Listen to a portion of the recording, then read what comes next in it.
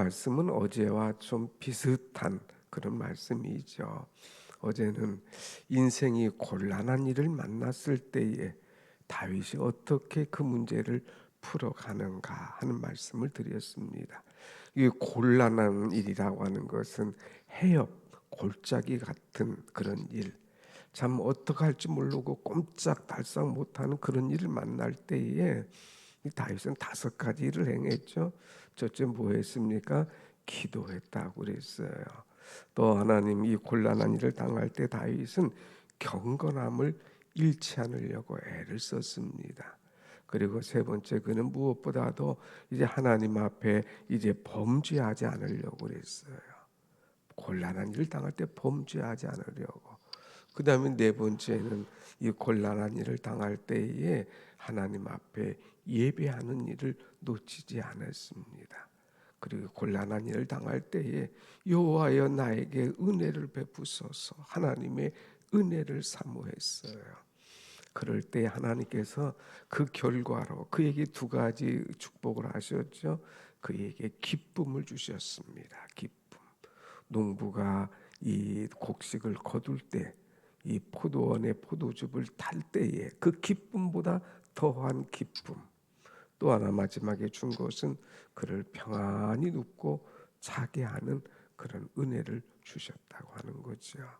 여러분, 이 말씀을 그냥 보지 말고 이 말씀이 내 삶에 그대로 대입되도록 곤란한 중에 이 5가지 말씀을 마음에 묵상하며 은혜로 하루하루를 이어가기를 축원합니다. 아멘.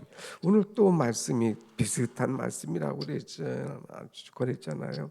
오늘은 곤란한 일이 아니라 정말 자기가 시험을 당할 때에 생각하지 않는 어처구니 없는 그런 이 고난 가운데 있을 때에 어떻게 할 것인가. 어제 말씀과 거의 비슷해요. 이 다윗은 생각지도 못한 시험, 이 곤란한 일이 뭐냐? 다윗은 아들 압살롬에게 쫓겨나가는 그런 일이죠. 이 아들 압살롬 정말 얼마나 애지중지 키웠습니까? 셋째지만 명석한 아이였어요. 아주 잘생긴 아이였어요. 또 리더십이나 지략에 뛰어난 그런 아들이었습니다. 이 아들이 아버지를 반역했다. 그것도 또 자기의 부하 아이도벨과 함께 손잡고 이런 일을 했다. 있을 수 없는 일이죠. 왕이 된 지 벌써 30년이 넘고 다윗의 나이가 60여 년 됐는데 이런 때에 이 아버지를 몰아세우는 이 아들과 이 왕, 이 충신 참으로 어처구니 없는 답답한 일이죠. 그래서 이런 고난을 당할 때에 다윗이 어떻게 했는가? 여러분 오늘 말씀은 3가지예요. 우리가 고난 당할 때에 어떻게 할 것인가? 첫째는 기도했다고 하는 거예요. 기도 외에는 방법이 없습니다. 우리가 고난 당하고 또 곤란한 일을 당하고 또 생각지도 못한 아픔이 있을 때에 기도로 풀어가는 것밖에 없어요. 그래서 다윗은 오늘 1절의 말씀 보면 여호와여 나의 말에 귀를 기울이사 나의 심정을 헤아려 주소서. 기도의 대상이 누구냐? 하나님인 거예요. 하나님 나의 말에 귀를 기울여 주옵소서. 하나님 나의 심정을 헤아려 주옵소서. 그의 심정 지금 어떻겠습니까? 막 타들어가잖아요. 잠이 안 오잖아요. 너무 힘들잖아요. 이런 나의 심정을 하나님 헤아려 주옵소서. 여러분이 곤란한 일 당하고 힘들고 어려울 때에 누가 여러분의 심정을 헤아리겠습니까? 사람들은 조금만 참아, 조금만 기다려, 조금만 더 인내해, 뭐 이렇게 얘기하고 위로할 수 있지만 그것이 내게 힘이 되지 않아요.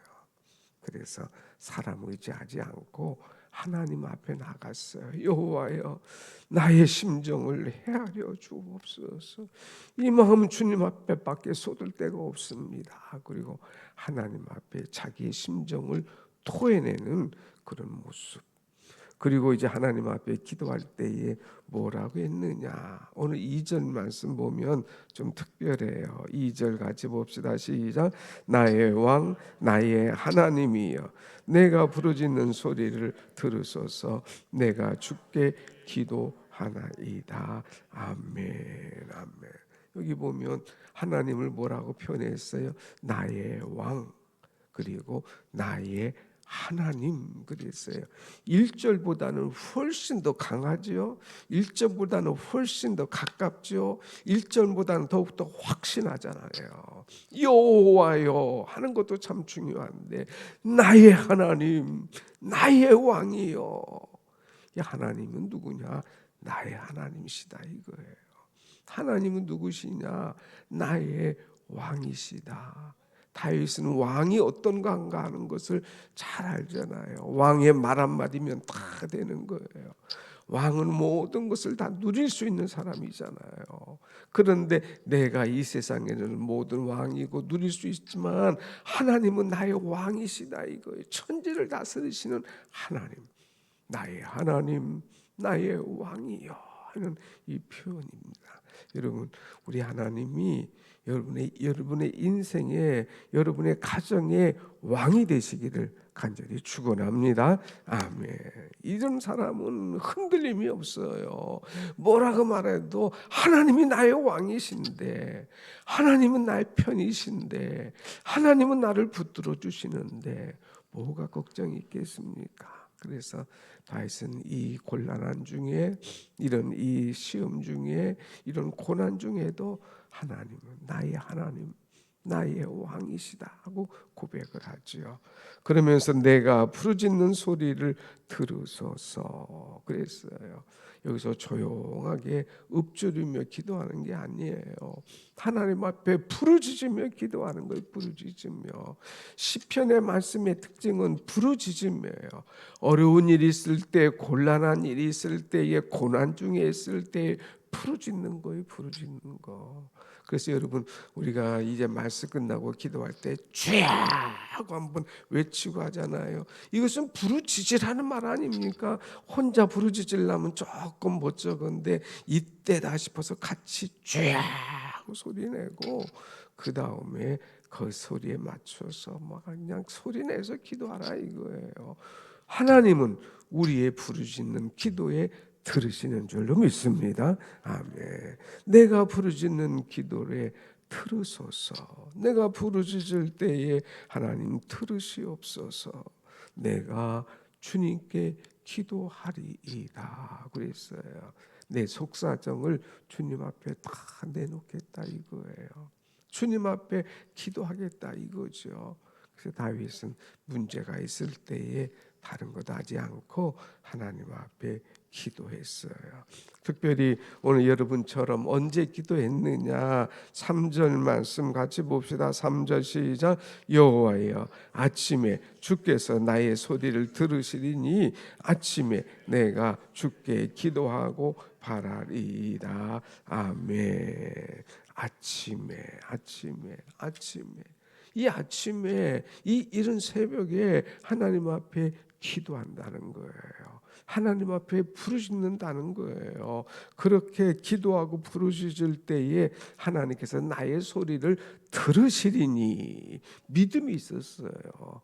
여러분이 기도하는 것은 쓰레기통으로 가는 것이 아니라 우리 하나님께서 여러분의 기도를 들으시는 줄로 믿습니다. 아멘. 마치 이 들으신다는 것은 무슨 말이냐? 여러분이 활시를 딱 당겼어요. 활을 쏘는 사람이 저 관역을 향해서 활시를 딱 당겨서 딱 놓으면은 그냥 이제 한번 쐈으니까 그냥 있습니까? 아니에요. 딱 쏘고 활이 날아가는 그 순간, 그 관역에 맞히는 그때까지 쭉 바라고 있는 거예요. 하나님께서 내 기도를 아침에 나의 소리를 들으시리니 그랬어요. 이 화살이 날아가서 명중하는 것을 보는 이 사람과 같은 마음으로 하나님께서 내 기도를 들어주실 것이다. 응답해 주실 것이다. 명중시켜 줄 것이다는 확신을 가지고 기도하는 거예요. 그래서 하나님께서 어떻게 역사하실는지 주목하고 보는 거예요. 하나님은 오늘 또 역사하시는 거예요. 하나님은 오늘 또 일하시는 거예요. 나는 기도하지만 일하시는 분은 하나님이신 거예요. 그래서 하나님이 오늘 어떻게 일하시는가, 하나님이 오늘 어떻게 이 화살의 방향을 맞추어 가시는가, 거기에 딱 주목하면서 나가는 그 모습을 우리는 볼 수가 있습니다. 여러분, 이 다윗은 이 아들이 반역할 때에 이 장군이 이제 거기에 합세했을 때에 얼마나 우라통이 터지겠습니까? 내가 그럴 수가 있느냐? 내가 믿었던 내가 그렇게 나를 반역하고 배신할 수가 있느냐? 그러나 사람을 보고 힘들어하지 아니하고 하나님을 바라보며 기도한 거예요.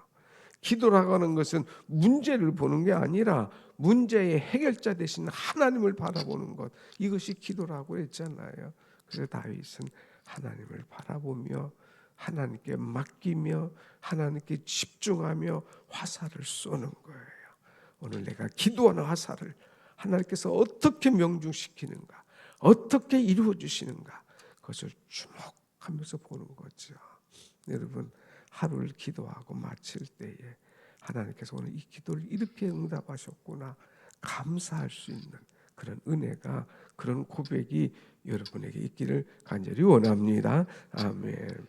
저도 하루에 이제 아침에 마치고 들어가면 이제 일과를 쭉 써가요. 오늘 할 일, 오늘 기도할 일, 오늘 누구를 만날 일, 그리고 저녁이 되면 다 지워요.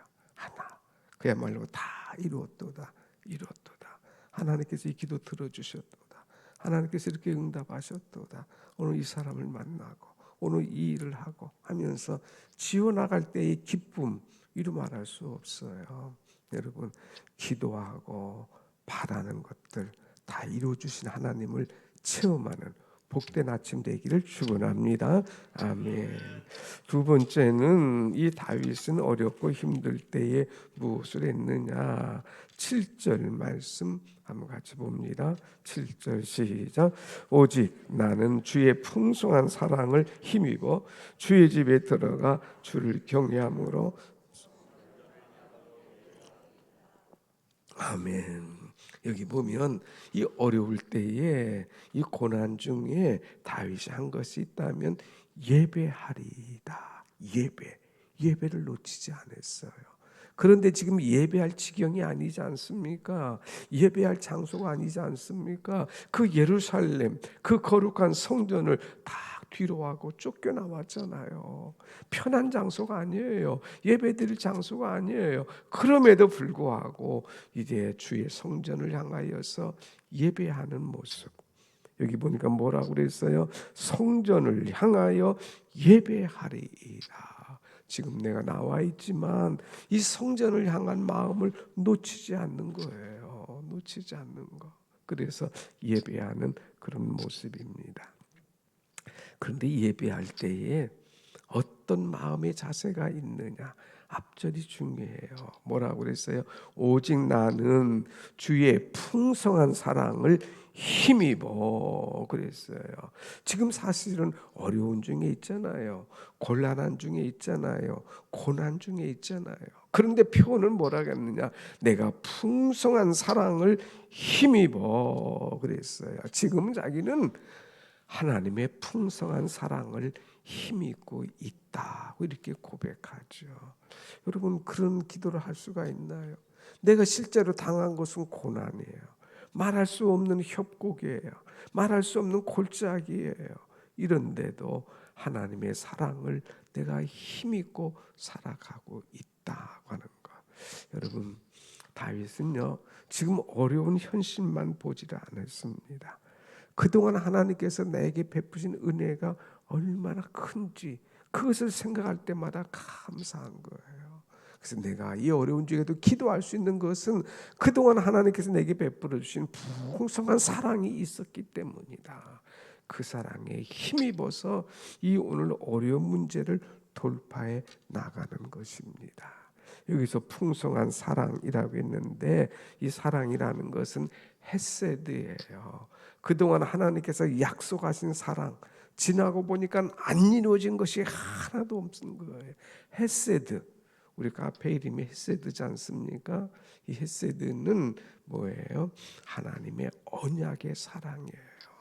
그냥 사랑이 아니라 하나님께서 약속하신 언약의 사랑, 하나님께서 약속하신 풍성한 자비하심, 이런 것들 지나고 보니까 안 이루어진 것이 하나도 없는 거예요.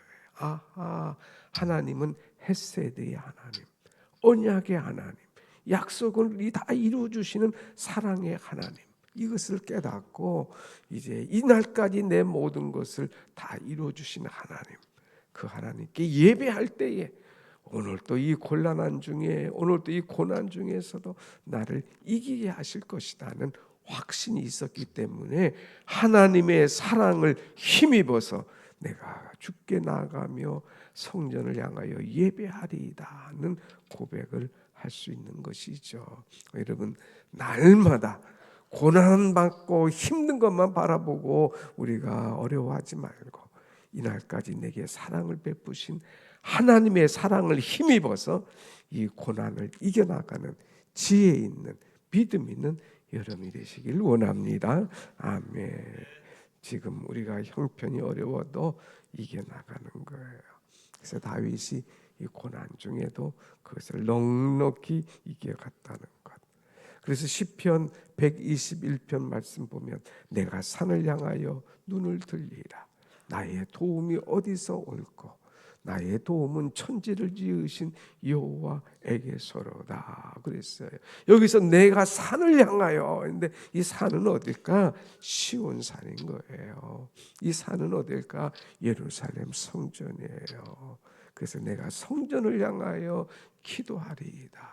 내가 성전을 향하여 눈을 들리라. 나의 도움이 어디서 올꼬? 나의 도움은 천지를 지으신 이 성전에 계신 여호와 하나님에게서 온다는 확신이 있었기 때문에 성전을 향한 기도를 드리는 이 다윗을 볼 수가 있습니다. 여러분, 우리는 날마다 예배를 놓치지 않고 이 성전을 놓치지 않는 그 마음. 그 다음에 세 번째는 이 고난 중에 있을 때에 다윗은 무엇을 했는가? 11절 말씀 보겠습니다. 11절 시작. 그러나 주께 피하는 모든 사람은 다 기뻐하며 주의 보호로 말미암아 영원히 기뻐 외치고 주의 이름을 사랑하는 자들은 주를 즐거워하리이다. 아멘. 주님께 피하는 사람. 다윗은요, 하나님 앞에 기도했어요. 하나님 앞에 예배했어요. 그 다음에 고난 중에 올 때에 하나님께 피해갔다는 거예요. 어디로 피하느냐, 이것이 중요한데 다윗은 하나님께 주 날개미 내가 편안히 쉬네. 주님의 날개 아래 들어가서 편안히 쉬는 거예요. 이 세상에 피할 곳이 없습니다. 그러나 주 날개미 평안하다.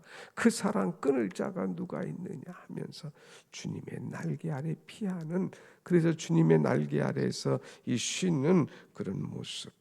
그래서 이제 마지막 찬송 있잖아요. 주 날개미 내 쉬는 영혼, 거기서 평안히 쉬리라. 영혼이 주님의 날개 아래 피하여서 쉬는 그 모습입니다. 주님의 날개 아래 피하는 사람은 여기 보니까 다 기뻐하고 영원히 기뻐 외치고 그 다음에 주의로 말미암아 즐거워하리이다. 세 가지가 나오잖아요. 주께 피하는 사람은 기쁨과 즐거움, 세 번이나 기뻐하고 기뻐하며 즐거워하리이다 그랬어요. 여러분, 어렵고 힘들어도 주님의 날개로 피하는 사람, 주님에게 피하는 사람, 그래서 세상이 줄 수 없는 기쁨과 즐거움을 만끽할 수 있는 그런 은혜가 임하기를 축원합니다. 아멘. 그럼 결과가 있어요.